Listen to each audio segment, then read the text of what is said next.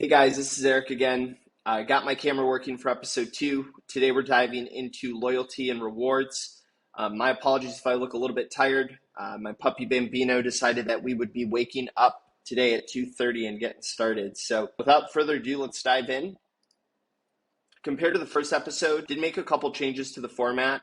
Wanted to really kind of shorten the content as well as dive a little bit deeper. So here you can see what we'll be covering in this video.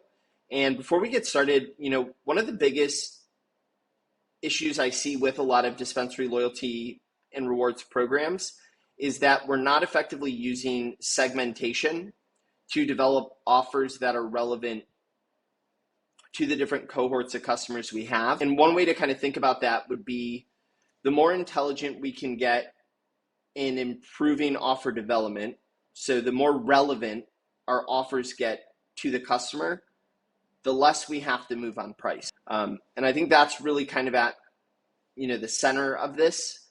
A lot of dispensaries that we've audited, seen their programs, there's this default to discounting, which really in some cases it does make sense, but in a lot of cases you're essentially training your customer to wait to buy product when it's not at full price versus finding other more innovative ways to get users back into the store.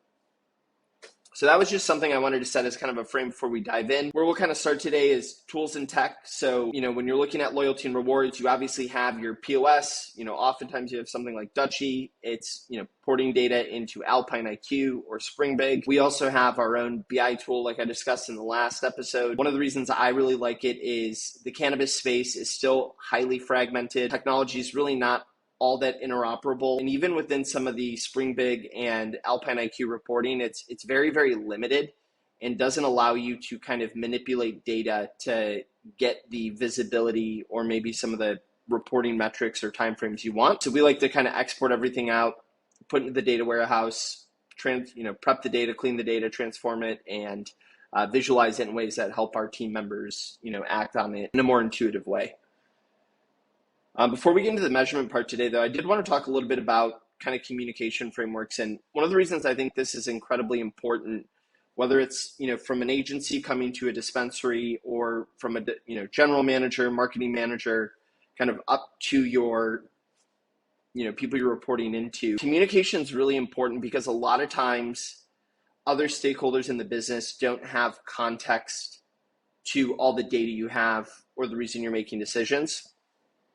And so I'm going to offer up a simple framework that we use to communicate with our clients that you can also use internally. It's simple, it's structured, and I think it's really effective in providing the context that is required when kind of sharing why you've decided to make the decision. So it's really simple. It's what we call a DIA framework. So what that stands for is data, insights, and action. So when we think about data, this is the data we looked at should be informed by the questions we need answered. So if I'm communicating this, to a client, or if I'm an internal team member communicating it, to the people I report into, it's like, hey, these are the questions I was looking to answer.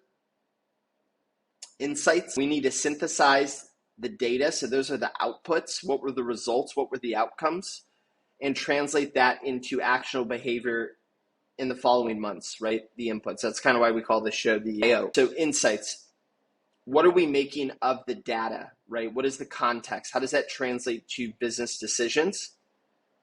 And then lastly is action, right? So what actions have we taken as a result of the data? And so this is, once again, it's really, really simple, but it gives a lot of context as to why the decision was made the way it was and allows you to kind of frame how you're thinking about solving a particular problem. Kind of the bonus I would say here is to have a thesis. And one of the things we always communicate internally is, I do with our people on our product teams is, you have to pace and lead our clients. You have to attempt to predict the future. You don't always have to be right, but you need to have a strong perspective, right? And so it's really, really important to have a thesis when we're synthesizing data and looking to take action, right? This is the process of optimizing over time. And so one of the things I wanted to kind of leave you with is we have a very kind of basic framework, but it's really, really effective with how to think about optimizing, through this DIA framework. And so we look at kind of three surface areas when we're thinking about decision making. And the thing to kind of think about, or what you need to know kind of coming into this, is, every business, every dispensary is incredibly resource constrained. We're either constrained by time, money, attention, what have you. So it's really important that you're kind of prioritizing those activities that are going to move the business the most. And so that's why reporting is so important. Do I understand, right, what channels or what activities are actually driving incrementality? And do I understand how to influence those?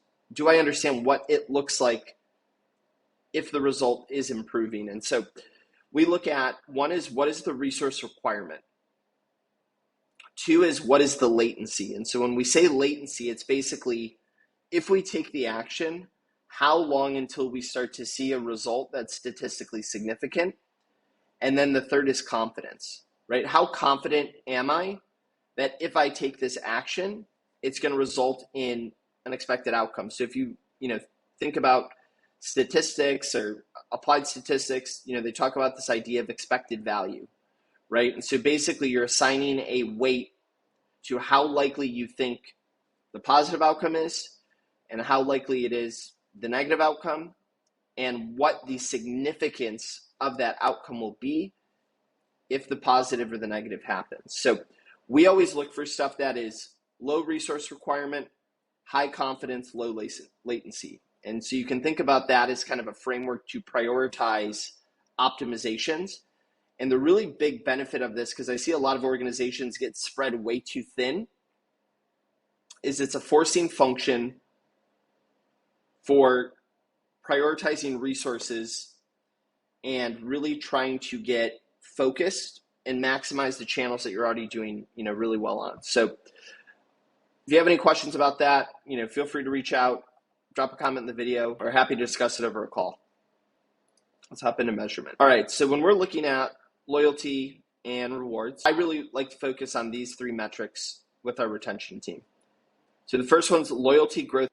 So what is the rate at which my club member base is growing?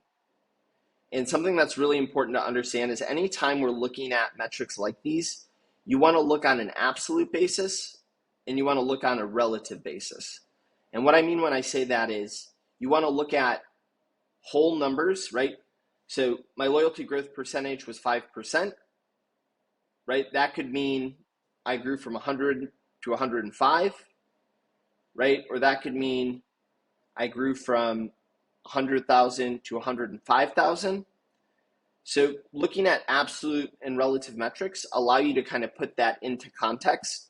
Obviously, your growth rate is going to decelerate the larger your base gets over time if you don't have a more efficient way to acquire new customers that essentially outpaces, the rate of your member growth. Number two is the percentage of active loyal members. So what percentage of my club member base transacted at least one time during the defined period? And once again, anytime you're looking at these metrics, we also want to make sure that we're always comparing apples to apples on the time period. One of the really interesting things as well is if you take something like a percentage of active loyal members, you tend to see about a 50% drop off every 30-day period you go out. The fourth one is members, supposed to say members, to subscribers percentage. And I think this is probably the biggest one and the most important. A lot of dispensaries are able to sign people up at the POS, get them into loyalty and rewards. Where we've seen a number of dispensaries struggle with, and this is typically like a bud tender training issue, is can I turn loyalty members into marketing subscribers? So what percentage of club members are opting into at least one marketing communication channel? So, whether that's email, whether that's SMS, that is going to be the lifeblood of your business. If you're signing up loyalty members, but you don't have a way to communicate with them, you are going to slowly kind of death spiral in a death by 1,000 cuts. So it's incredibly, incredibly important to be always monitoring that. So is my loyalty program growing on an absolute basis? Is it growing on a percentage basis? Is my, new subscriber count as a relative to my loyalty growth growing as well, because that your loyalty growth percentage you could think of as kind of your total addressable market within the dispensary, everyone you can communicate to, and how much of that you can capture as a subset would be your marketing communication. All right, so this is some actual data I was putting together for one of our clients. I won't name names, but I think it's pretty interesting to kind of start seeing some of these metrics in context. So this is all built in benchmark. Example number 1, member growth. So as I kind of said before, blue column right here, this is the total membership base. The new signups, those are the new signups into the membership program each month. And the loyalty growth percentage is the percentage growth of the membership base. So as we kind of discussed before, pretty clear here, as the blue columns, right, they're on the left side of the y-axis, as those are increasing, because the red columns are remaining relatively flat, which are our monthly subscriber numbers, our loyalty growth percentage is decelerating. Obviously, this dispensary has a relatively large loyalty membership base.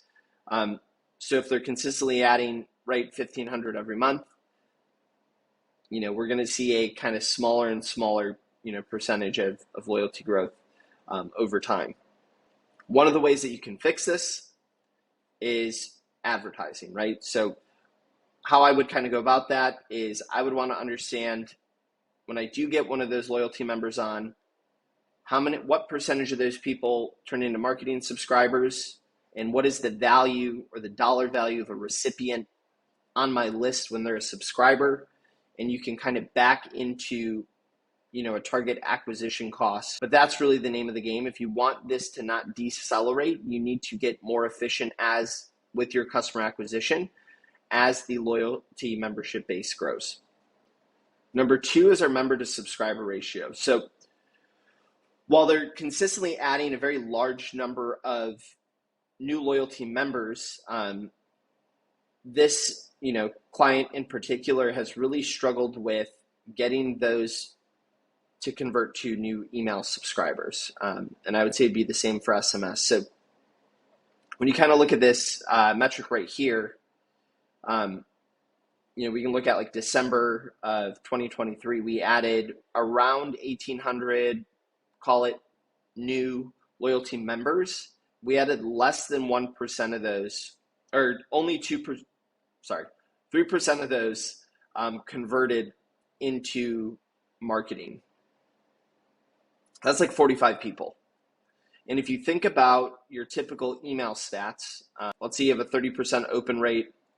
Let's say you are even on the high end, maybe you have like a 10% click rate, right? If you're adding 50 people, that means you get 15 that open, 1.5 that go through. So you get like less than a purchase. So this is incredibly, incredibly important to make sure that you're always looking to close this gap. I think it's probably realistic to be best in class, 70% plus. But if you're not getting their email, their SMS, you're just losing a ton of money, offering the first time purchase discount, second time purchase discount. And what we've seen kind of across our data sets is that if someone's not subscribed to email marketing or SMS marketing, that loyalty base basically degrades by about 50% every 30-day stretch you go out from the day of their first purchase. Last one is member activity. So this is loyal member activity over time. And I think this really kind of tells you the story looking at example 1 and example 2. So as our total membership base has grown, our active members in an absolute sense has actually decreased. So our percentage of loyalty that's active is trending downward. And once again, the reason this is because we're capturing such a small percentage into marketing communication that we're going through that degradation process, like I said. So every 30 days out, if you have 100 people, day 31 to 60, you have 50. Day 61 to 90, you have 25. Like that's what that yellow curve represents. And so this shop, right, they're at about a 20% active loyalty base. That right side is wrong. They're actually at a 16%. I was looking at their data this morning, but those that are subscribed to email are actually at 38% active. People that are in the loyalty membership program are transacting 33% higher AOV. So it's really, really important that we sign people up, we train our bud tenders, we get them into marketing, email communication, and just do the basics of blocking and tackling. That's all I got for today. Going to continue to try and improve these videos. Thanks so much for spending time with us, and we'll be back soon.